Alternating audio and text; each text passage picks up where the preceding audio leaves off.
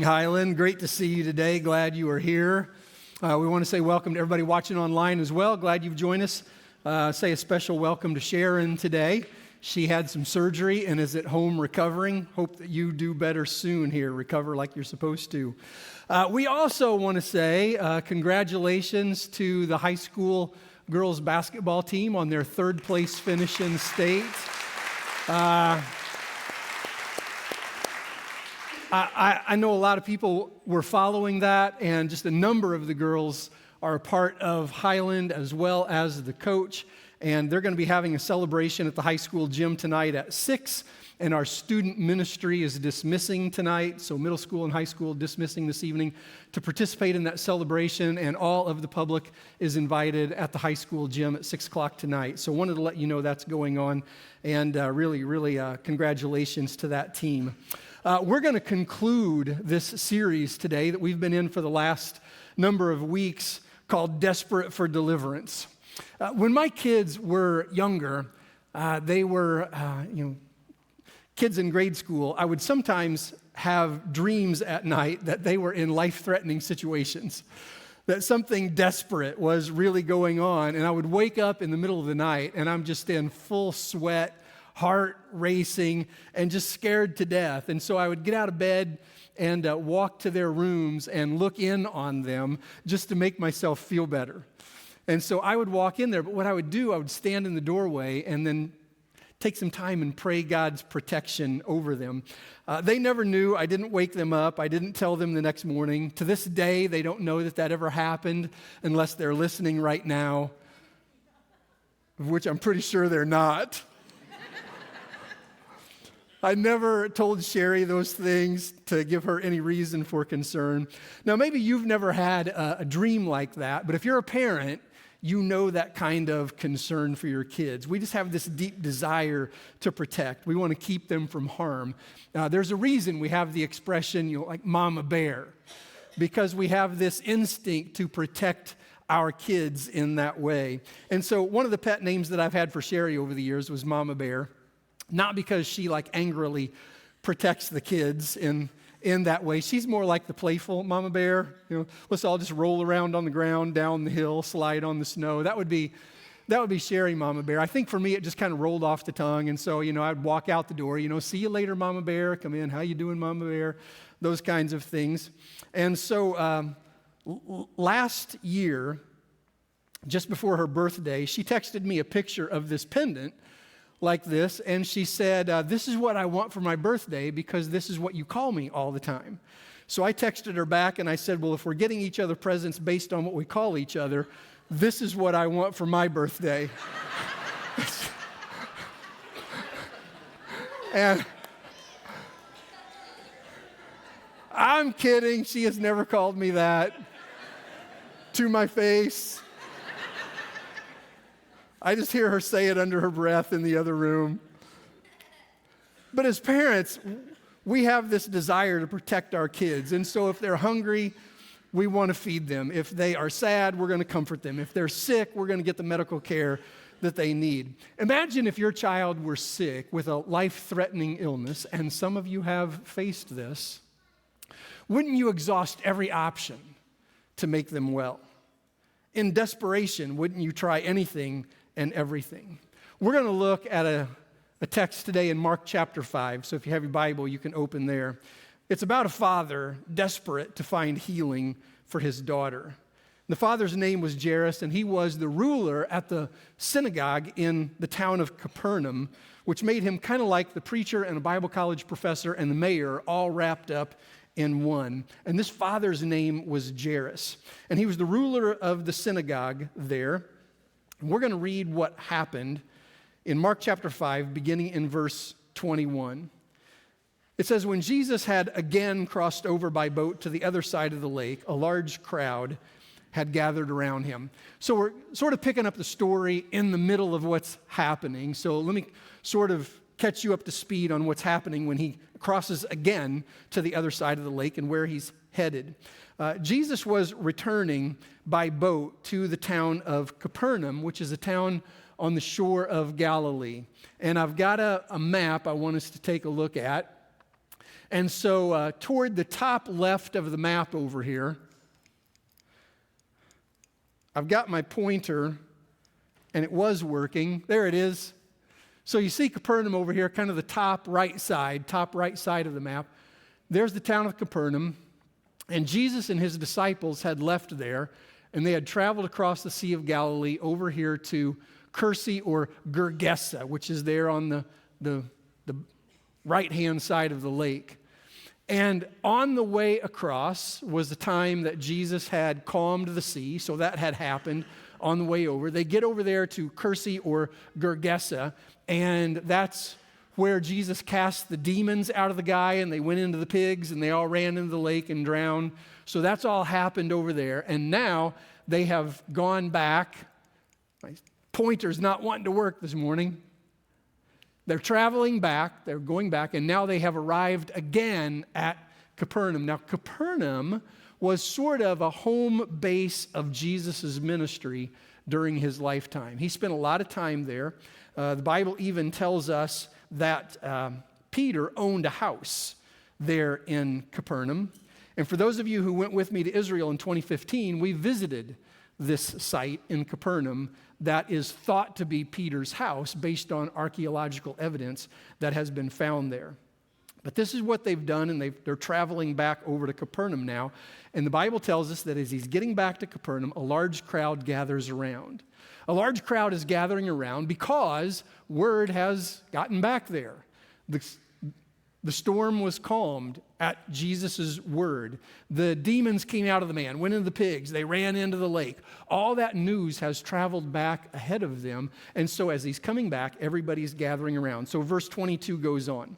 Then one of the synagogue leaders named Jairus, this is the guy we're talking about, he came, and when he saw Jesus, fell at his feet, and he pleaded earnestly with him.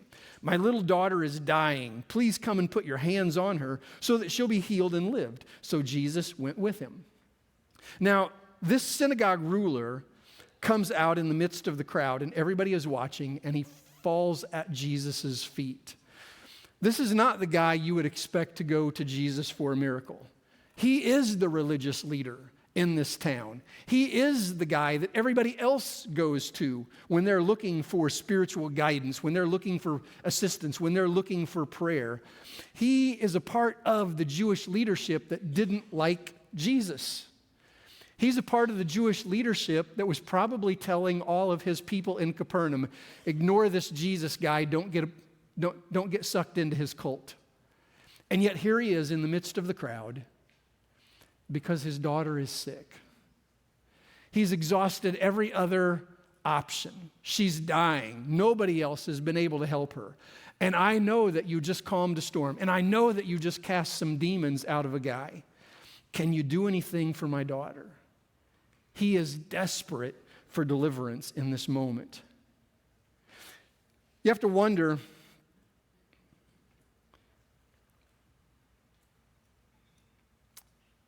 did it cross his mind what everybody else would think? Did it cross his mind that people would look at him and say, what are you doing going to the guy that you told us to ignore? What are you doing going to this guy that is not a part of the religious system? He's like this outcast teacher that all the rebel people are following. Did that cross his mind? Was he concerned about his image? Probably so. But he was desperate. He'd tried everything else. Nothing else was going on, and this is his daughter.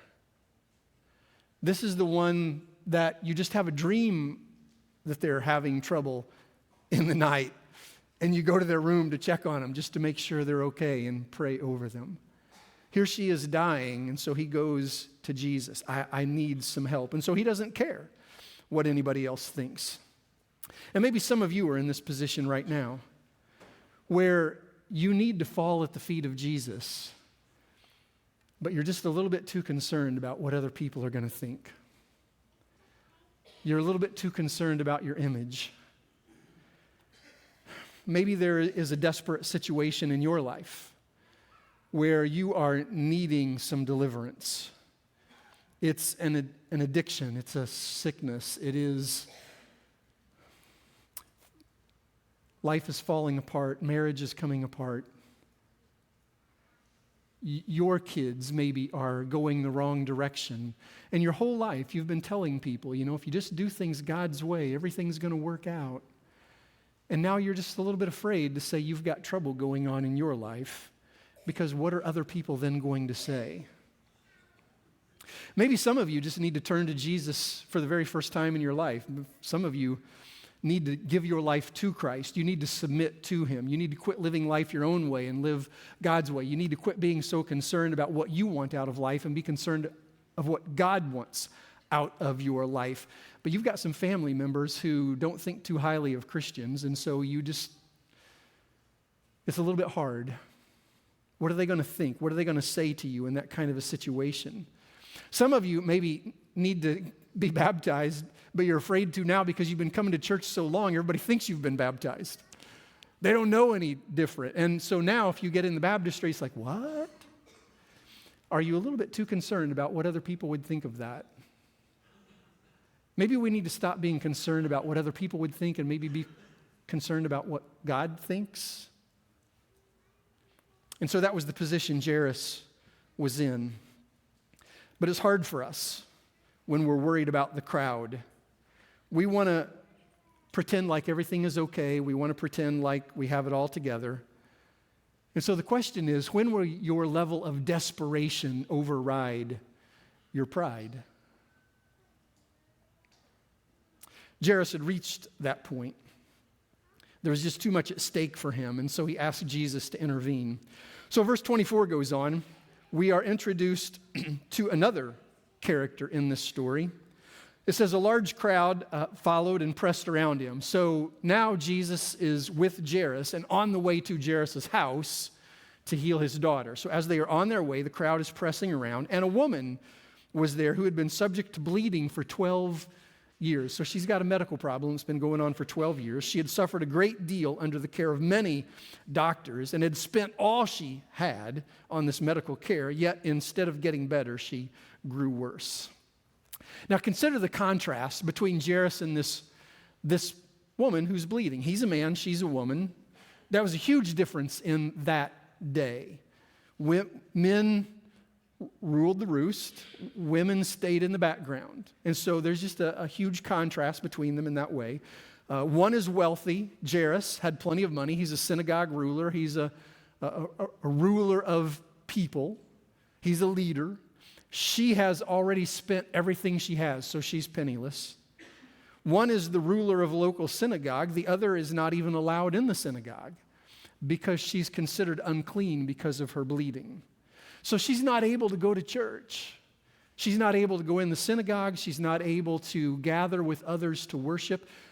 She's not allowed to touch anybody because she is ceremonially unclean according to Old Testament regulations because of her bleeding. And so she can't hug her family. She can't hug her friends. Nobody can comfort her in that way. She's isolated and alone. And yet here she is in this crowd. So she really shouldn't have been there. She's there bumping up against people. Like, what if they had known? What if somebody had said, you're not supposed to be here. You're not supposed to be touching anybody. Get away from us. But these two had one thing in common. They were desperate. And so they cast aside their hesitations and they went to Jesus. And so verse 27 goes on. When she heard about Jesus, she came up behind him in the crowd and touched his cloak. So like the garment that he's wearing, his outer garment, because she thought, if I just touch his clothes, I'll be healed. And immediately her bleeding stopped and she felt in her body that she was freed from her suffering. Like she could tell immediately. But here's the big question. Why would she think that touching his clothing would heal her? If I can just get in there and touch his clothing, I'll be made well. Like, wouldn't he have to do that on purpose? Like, wouldn't Jesus have to initiate that? Wouldn't he have to say something or pop her in the head or something like that? Why would she think, if I can just get in the crowd, I can sneak a miracle just by touching his garment? Now, in Luke, the Gospel of Luke, it says that she touched the edge of his garment. Some of you would probably remember from older translations of the New Testament that it would say the hem of his garment, so like the bottom. And that's really an accurate rendering of what this is talking about, the hem of his garment. But she thought, if I just touch that, I could be healed. Still, the question is why? Well, it comes out of a couple of passages in the Old Testament. In Numbers chapter 15, we read about the instructions that the Lord gave in the law concerning the clothing that the Jewish people were supposed to wear. So God gave them in a part of the law how they were supposed to, part of their dress. So here's what it says, Numbers chapter 15, verse 37. The Lord said to Moses, "Speak to the Israelites and say to them, throughout the generations to come, you are to make tassels on the corners of your garments." Now, what that's talking about is the hem of your garment. So, I mean, you're aware, you've seen pictures of this before. The guys didn't wear pants with legs. The guys wore dresses, at least that's what we would call them. They were robes. And so they would, on the bottoms of them, what God tells them is you're to put tassels on the four corners.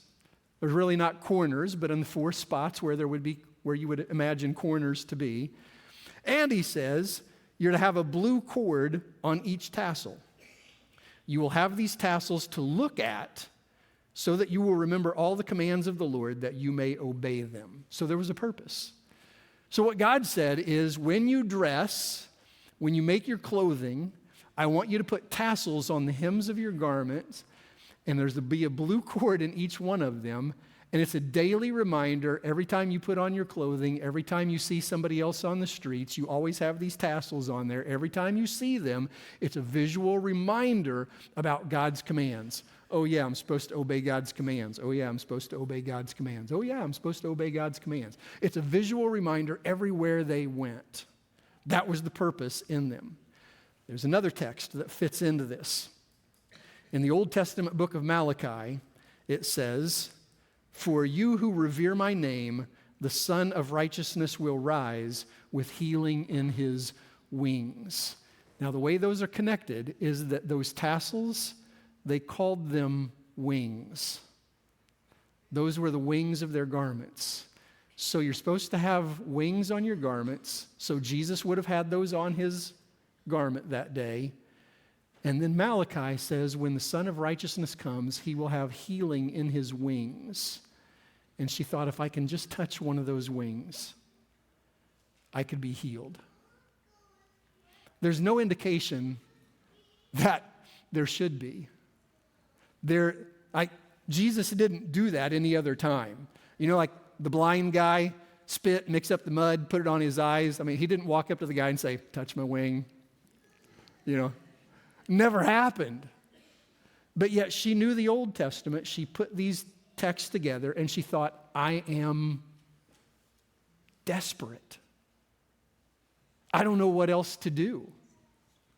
I'll give it a shot and see what happens. So verse 30 of our text, Mark chapter 5, at once Jesus realized that power had gone out from him. He turned in the crowd and asked, "Who touched my clothes?" His disciples said, "What are you talking about, Jesus? You see the people crowding against you? Like everybody's bumping up against him. People, all kinds of people are touching him. But yet you can ask, who touched me?" But Jesus kept looking around to see who had done it. So Jesus, this woman is in a sticky situation now. She's been caught. She thought she could sneak the miracle. She thought she could just walk up there, touch the garment. Nobody would ever know. Jesus would never know. She'd be healed. She could go on his way. But she felt it immediately, and Jesus felt it. immediately. And so all of a sudden, she touches, she thinks she's gotten away with it. I feel it. And Jesus is like, who touched me? Can you imagine the feeling in her chest at that moment? I've been caught. What's going to happen now? Is he going to yell at me? Is he going to be angry? Is he going to take the miracle away? But Jairus is also in a sticky situation. His daughter's about to die. Jesus is on his way to heal her, and Jesus is his only hope. And now he has stopped for this outcast woman. I think one of the lessons that we need to stop and point out here is that we have a tendency to think that Jesus responds to our desperate needs based on who we are and what we've done for him. Like if I'm high enough on the spiritual ladder, if I've done enough good things, if I've gone to church enough times, if I've given enough money, then Jesus will do good things for me. But if I'm not good enough, if I'm not the right person, then Jesus will ignore me. I mean, for Jairus, synagogue ruler, preacher, Bible college professor, mayor of the town, I mean, yeah, Jesus is going to help him. Outcast woman, low of society. That's kind of how they viewed things, and it's a little bit how we view it. Not in terms of men and women, but just in terms of, like a spiritual leader, preacher, life's work and ministry. Yeah, God will do things for you, but me, I don't think so. I don't think I've done enough for Jesus. I don't think I'm good enough. We sometimes think this way about ourselves. The opposite is sometimes true as well. I mean, sometimes people think, I have gone to church enough. I have served in children's ministry for several years. I deserve something from the Lord for that. And we feel like God ought to give us because we have done enough for him, that we rate above others. But Jesus shows us here that that's not how the kingdom of God works. It's not about how important we are, who we are, what we've done. Serving as a preacher doesn't gain us any more favor than serving God in other ways in our lives. It's not about what we do at all. It's about our faith in Christ. So Jesus stops for this outcast woman in verse 33. It says, the woman, knowing what had happened to her, came and fell at his feet, trembling with fear, told him the whole truth. Yep, it's me. I touched you. And he said to her, daughter, your good works have healed you. No, that's not it, is it? Daughter, because you've prayed enough, you are healed. Daughter, because you wanted to go to the synagogue even when you couldn't. None of that. Your faith has healed you. Go in peace and be freed from your suffering. It's about our heart. It's about our belief. It's about our faith, our trust. Now, if we trust and we believe and we follow, that's going to lead to serving. Like in the book of James, it tells us, what good is your faith without works? Works follow faith. When we believe, when we trust, then we serve, but it's not because we serve that we rate favor. It's that we believe and follow and obey. And so that's what we've got going on here. So daughter, your faith has healed you. Go in peace and be freed from your suffering. So she received this fantastic news and she is elated. But then Jairus, his worst nightmare comes true. Verse 35, while Jesus was still speaking to this woman, some people came from the house of Jairus and they said, your daughter is dead. Why bother the teacher anymore? Now, the Bible doesn't tell us the exact timing of all of this, but you have to wonder if Jairus was thinking, if Jesus just hadn't stopped for this woman, maybe we would have made it there in time. Yet, did you notice that Jesus refers to this woman as daughter? Daughter, your faith has made you well. This is the only time in the Bible Jesus directly calls a woman daughter. And you have to wonder if Jesus did that for Jairus' benefit. Jairus, you're concerned about your daughter. I'm concerned about mine. But then they go on.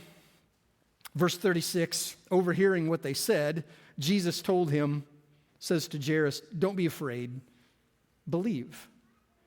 He didn't let anybody follow him from there except Peter, James, and John, who is the brother of James. And when they came to the home of this synagogue leader, Jesus saw a commotion with people crying and wailing loudly. They're doing that because this girl has died. But Jesus went in and said to them, why all this commotion and wailing? The child is not dead, but asleep. And they laughed at him. That is worth laughing about, isn't it? Like, are you kidding us? We know what dead is. After he put them all out, all the people that are around, the crowd that's there, put them all out. He took the child's father and mother and the disciples who were with him, and he went in where the child was. He took her by the hand and said to her, Talitha cum, which means, little girl, I say to you, get up. And immediately the girl stood up and began to walk around. And so the woman and Jairus and the daughter delivered from their desperation. And only Jesus could make that happen. So as I wrap this up, I kind of want to conclude with this thought. Jairus and the woman tried to find healing everywhere else. They had exhausted every other option. In fact, it specifically tells us the woman had gone to so many doctors, she had spent everything that she had. Jairus' daughter was at the point of death. In fact, Jesus didn't even get there fast enough before she died. They had tried every other option, and Jesus was their last hope.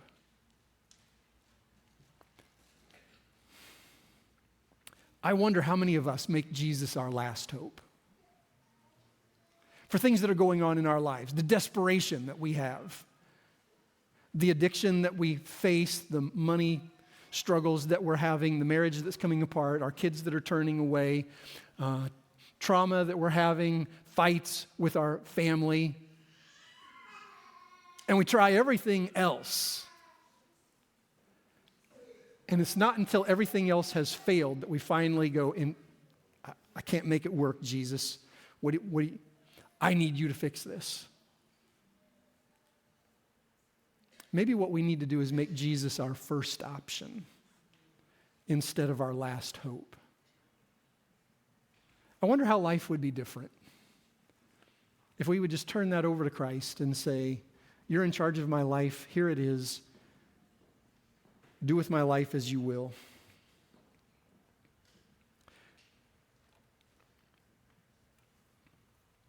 Does anybody here today need to turn to Jesus? Do you need to fall at his feet? Do you need to say, I have tried every other option, nothing has worked, my life is coming apart? Or maybe your life isn't coming apart, but there's this one piece. Like, this has been a struggle. And maybe what you need to do today is fall at the feet of Jesus. Not worrying about what the crowd thinks, what somebody else is going to say. I've often said one of the struggles I think we face in a smaller town like this, in a smaller community, is that everybody knows us. Everybody knows us, and we're always worried what somebody else is going to think. I'd really like to go pray with people after the service is over, but I'm just afraid if I go, somebody's going to see me and go, I wonder what's going on in their life. And we're just a little bit too concerned about the crowd. I'd really like to give my life to Jesus and be baptized, but if I do, what's everybody going to say? A little bit too concerned about the crowd. And so today, as we close out our service together, maybe there's something going on in your life that you need to turn over to Jesus. So we're going to have our prayer people in the corners of the room. You'll be able to see them. They're going to be up. They're wearing lanyards, so they're easily identifiable. And so you can go to one of them during this next song. We're going to sing, and while we're singing, if there's something going on that you're desperate for deliverance, don't worry about the crowd. Why not go to one of them and have them pray with you, for you? So let's stand together and we're going to sing. While we're singing, you can go and pray.